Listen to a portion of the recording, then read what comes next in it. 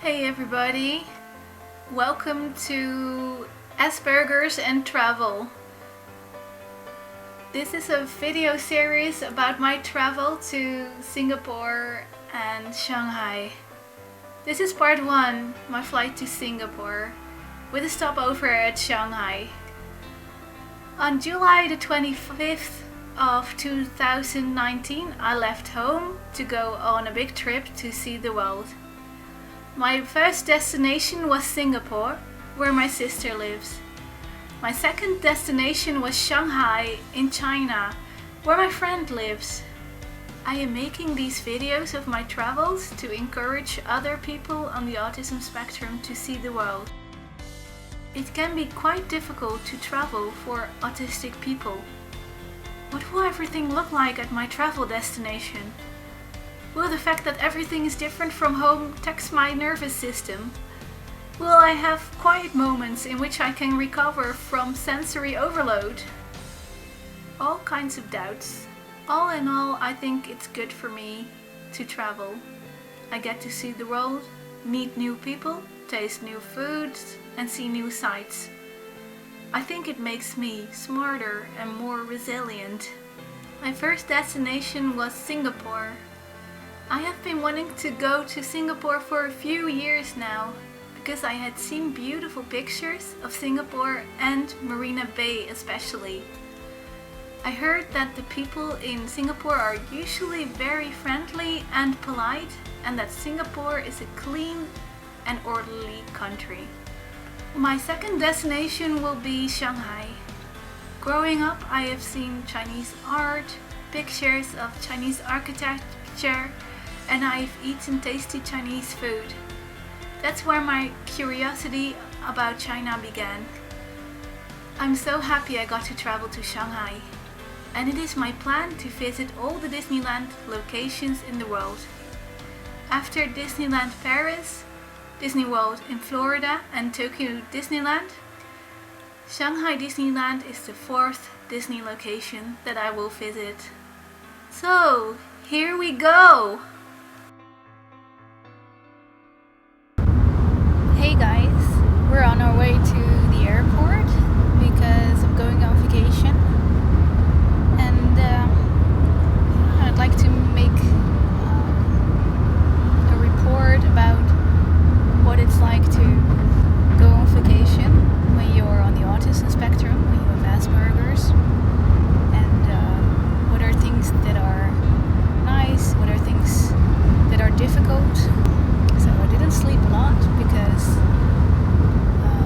it's always very scary when I go on vacation. Once I get there and once I see where I am, it's a little easier, but now it's the big unknown, so that causes me anxiety for weeks. And well, you can tell that I'm a little bit tired by how I look, and I have like these red marks on my nose because I've been wearing my glasses all week. My hair is a bit disheveled.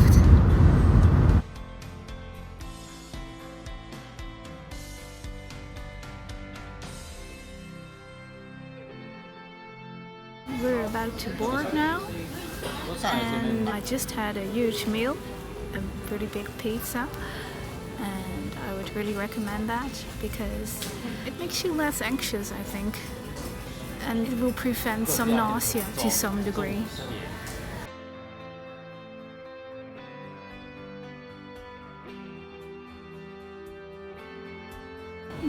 We just arrived at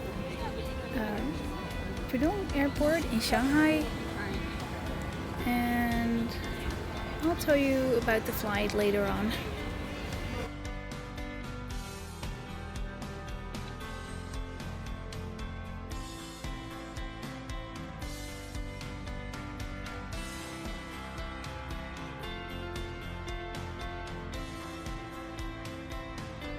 My father and I were really tired after the flight to Shanghai, and then we had to board again to go to Singapore.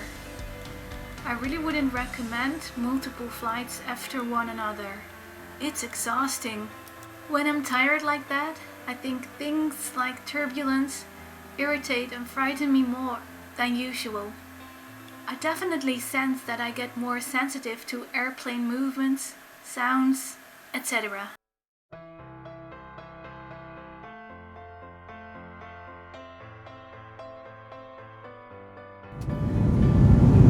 We just had some severe turbulence and it really scared me, but now all is well and calm. So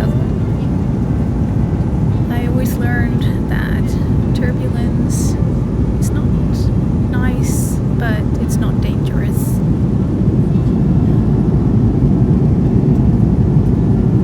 So I will do my breathing exercises now to stop trembling.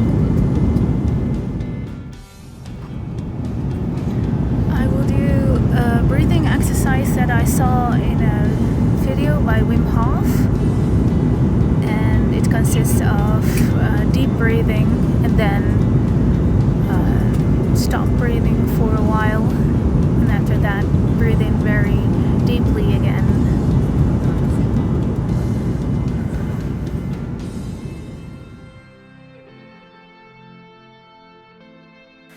Eventually, we arrived safely at Changi Airport in Singapore.